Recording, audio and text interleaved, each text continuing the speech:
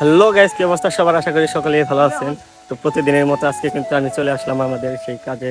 তো দেখতে পাচ্ছেন আমার পিছনে অনেকগুলো গর্ত। তো এখানে কিন্তু একটা ওয়াচেট বিল্ডিং হবে। তো সেই বিল্ডিং এর লেআউট দেওয়া হয়েছে। কালকে কাজ করে অনেকে বেস করে গেছে, বেস খুঁজে গেছে। তো আজকে আমি আবার আসলাম বেস করতে। তো দেখতে পাচ্ছেন যে পিছনে আমি কাজ করলাম, আর আমার সামনে আমার ভাই কিন্তু গাছ কাটতেছে। দেখতে পাচ্ছেন যে বেসের মাপের মধ্যে একটা গাছ পড়ে গেছে। এই গাছ নিয়ে আমরা পড়ছি এক মহাবিপদে। তো এই গাছটা এখন আমরা কিভাবে কাটবো সেটাই বুঝতেছি না।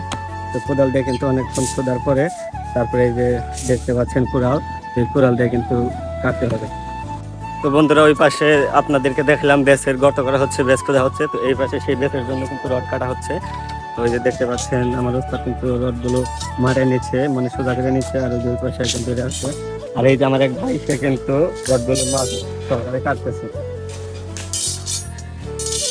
এটার মাপ কতটুকু ভাই? 30 ইঞ্চি না? এটা হচ্ছে বেসের রড। তো এই বেস গুলো কিন্তু 30 ইঞ্চি মাপ দিয়ে বেস বানাতে হবে।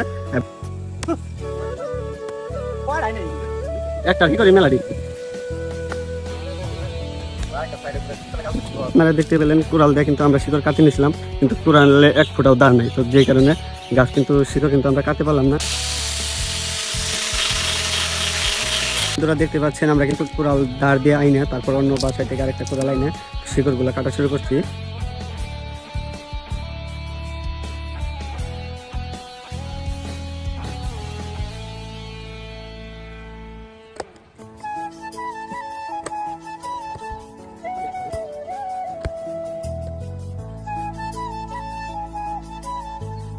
খুব কষ্ট হচ্ছে ছাত্র।